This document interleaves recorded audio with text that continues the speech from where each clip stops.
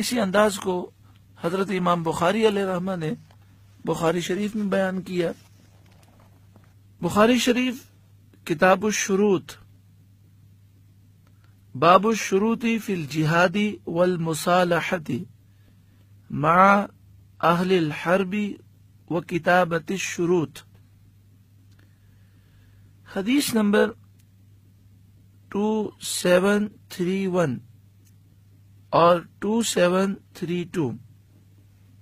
حضرت امام بخاری علیہ الرحمہ نے عروہ کا ذکر کیا کہ جو نبی اکرم صلی اللہ علیہ وآلہ وسلم کی بارگاہ میں حدیبیہ کے مقام پر آیا تھا، اور وہ کافروں کی طرف سے آیا تھا، اور یہ دیکھنے کے لیے آیا تھا کہ مسلمانوں کی کیا کیفیت ہے، تاکہ وہ جا کر کافروں کو بتائے۔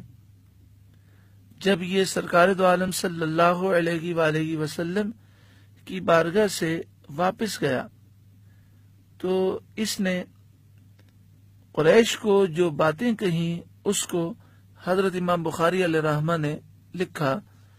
فقال ای قوم، اس نے کہا اے میری قوم، واللہ لقد وفدت علی الملوک، اللہ کی قسم میں کئی بادشاہوں کے دربار میں گیا ہوں، ووفدت علی قیصر و کسری و نجاشی، اور میں قیصر، کسری اور نجاشی کے دربار میں بھی گیا۔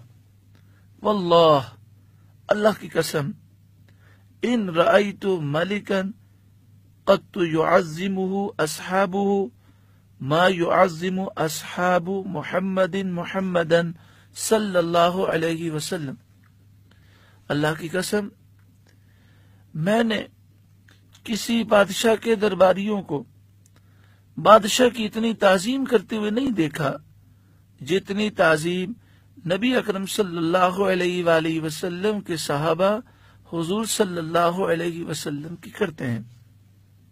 ان تنخم نخامتا الا وقعت فی کف رجل منہم، نخامہ عربی میں بلغم کو کہتے ہیں۔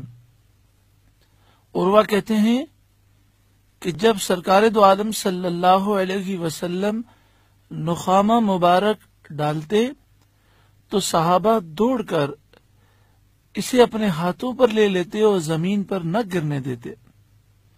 فدلک بہا وجہہ وجلدہ، پھر اسے اپنے چہرے پر ملتے اور اپنے جسم پر مل لیتے۔ وَإِذَا أَمَرَهُمْ ابتدروا امرہ، جب آپ کوئی حکم دیتے تو فوراً اس حکم کی تعمیل میں لگ جاتے۔ وَإِذَا تَوَدَّعَ كَادُوا يَقْتَتِلُونَ عَلَى وُضُوئِهِ، اور جب آپ وضو فرماتے تو وضو کے پانی کے لیے صحابہ اتنی کوشش کرتے کہ لگتا تھا جیسے ابھی لڑ پڑیں گے، اور یہ وضو کا پانی صحابہ اپنے ہاتھوں میں لیتے اور اپنے چہرے پر ملتے۔ دوسرے حدیث پاک میں ہے کہ اگر کسی کو پانی نہ ملتا تو وہ دوسرے کے ہاتھ کی تری کو اپنے ہاتھ میں لے لیتا، یعنی اس کے ہاتھ پر اپنا ہاتھ ملتا اور پھر تری کو اپنے چہرے پر مل لیتا۔ وَإِذَا تَكَلَّمَ خَفَضُوا أَصْوَاتَهُمْ عِنْدَهُ، اور جب آپ صلی اللہ علیہ وسلم کلام فرماتے تو حضور صلی اللہ علیہ وآلہ وسلم کی بارگاہ میں صحابہ اپنی آوازیں پس رکھتے۔ وَمَا يُحِدُّونَ إِلَيْهِ النَّظْرَ تَعْظِيمًا لَهُ، صحابہ کرام حضور کی طرف نگاہ اٹھا کے نہ دیکھتے حضور کی تعظیم کی وجہ سے۔ محترم پیارے بھائیوں، یہ صحابہ کرام کا انداز تھا۔ حضور کی تعظیم و توقیر کتنی صحابہ کرتے کہ عروہ کہتے ہیں کہ ایسی تعظیم میں نے بادشاہوں کے دربار میں بھی نہیں دیکھی۔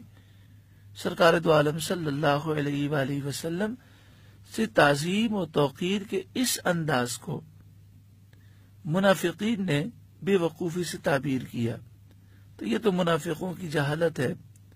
قرآن مجید فرقان حمید سے یہ معلوم ہوا کہ صحابہ کرام کی طرح ایمان لانا یہ ایمان کا معیار ہے۔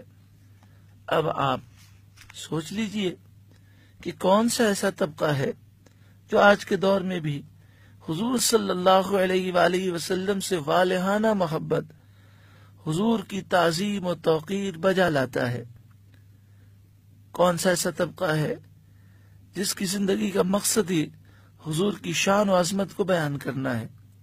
اور کون سا ایسا طبقہ ہے کہ جو ایسی گفتگو کرتا ہے کہ جس سے کبھی حضور کی شان پر، کبھی حضور کے علم پر، کبھی آپ کی قدرت پر اور آپ کے منصب اور آپ کی طاقت پر اعتراض اور وسوسے پیدا ہوتے ہیں؟